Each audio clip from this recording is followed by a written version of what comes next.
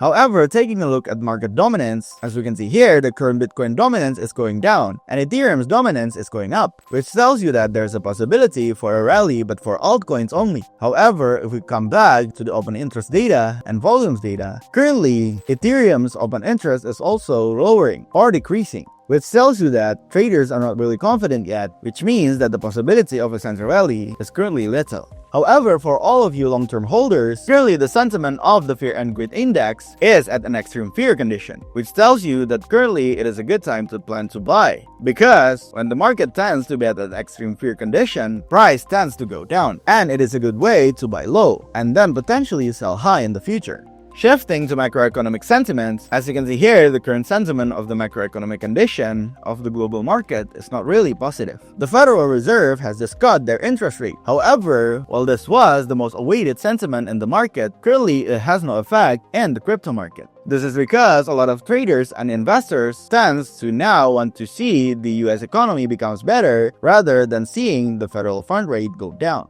However, there's still a misalignment between the fiscal policy and the monetary policy, with Donald Trump promising that the next couple of months, specifically next year, will bring a new golden age for the US economy. But people are not believing it, because Trump has a dovish policy stance, while Jerome Powell has still a somewhat neutral stance. This also tends to create political uncertainty, which is why a lot of traders and investors are currently in a wait-and-see condition.